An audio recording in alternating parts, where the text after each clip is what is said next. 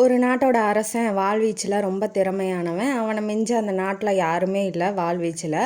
அப்போ ஒரு எலி தனக்கு முன்னாடி ஓடுது. அது வாளால் வெட்டலான்னு பார்க்குறான். 2-3 தடவை ட்ரை பண்ணுறான். ஆனால் இருந்தாலும் அந்த எலி மாட்டவே இல்லை. அந்த வாலில் அடிபடவும் இல்லை. அது கரெக்டாக நேக்காக நழுவி போய் அதோட பொந்துக்குள்ளே ஓடி போயிடுச்சு. அதை பார்த்தா அந்த இளவரசருக்கு ரொம்ப சேடாயிடுறாரு. நம்ம வாழ்வீச்சில் பெரிய ஆளுன்னு நினச்சோம். ஆனால் அந்த எலி தப்பிச்சு எப்படா ஓடிச்சு அப்படின்னு சொல்லி சோகமாக உட்காந்துருக்கும் போது ராஜா வந்துடுறாரு. அவங்க அப்பா வந்து ஏன்ப்பான்னு கேட்கும்போது, நீ ஏன்டா கஷ்டப்படுற, வாழை கொண்டு எலியை தோக்கடிக்க முடியலன்னா நம்ம அரண்மனை பூனையே போதுமே, அதை விட்டால் அது சாப்பிடுது எலியை, நீ ஏன் கவலைப்படுறன்னு அரண்மனை பூனையை கொண்டு வந்து விடுறாங்க.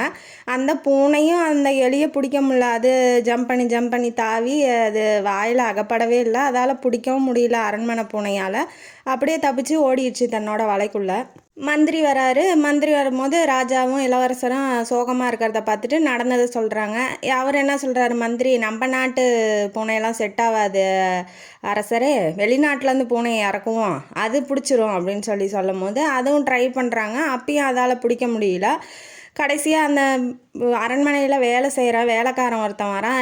ஏன் அரசரை இவ்வளோ கஷ்டப்படுறீங்க, எங்கள் வீட்டு பூனையை விட்டாவே அது சாப்பிட்டுட்டு போயிடுது, நீங்கள் ஏன் இவ்வளோ கஷ்டப்படுறீங்கன்னும் போது ராஜா நம்ப மாட்டேங்கிறாரு. ஏன்டா நான் எவ்வளோ பெரிய அரண்மனை வச்சுருக்கேன், நான் ராஜா, என்னோட பூனையை விட்டாலே அதால் பிடிக்க முடியல, வான் பூனை பிடிச்சிருமா, சரி கொண்டு வா பார்க்கலான்னு சொல்லி அவரும் சொல்கிறாரு. இவன் மறுநாளே கூட்டிகிட்டு வந்து விடுறான். அஸ் எ ஃப்ராக்ஷன் ஆஃப் செகண்டில் அந்த எலியை பிடிச்சி வாயில் போட்டுக்கிச்சு. இது எப்பட்றா அப்படின்னு சொல்லி கேட்குறாரு.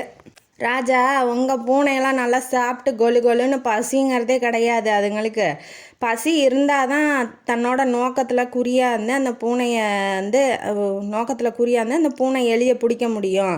ஆனால் நல்லா சாப்பிட்டு ஜாலியாக இருக்க பூனையை போய் எலியை பிடினா அது பிடிக்காது ராஜா அப்படின்னு சொல்லி சொல்கிறாரு. அப்போ தான் வந்து ராஜா புரிஞ்சுக்கிறாரு. எந்த ஒரு செயலை செய்யும் போதும் அந்த செயலுக்கான வெறி, வேகம், அதோட தேவை என்ன, அந்த பூனைக்கு எலியோட தேவை, ஏன்னா அதுக்கு பசியாக இருக்குது, அது சாப்பிடணும் அப்படிங்கிற ஒரு தேவை இருக்குது. அதே மாதிரி ஒரு செயலுக்கான தேவையும் அந்த செயலை செஞ்சு முடிக்கணுங்கிற வெறியும் நமக்குள்ளே இருந்தால் தான் அந்த செயல் வெற்றி அடையும் அப்படின்னு சொல்லி ராஜா புரிஞ்சுக்கிறாரு.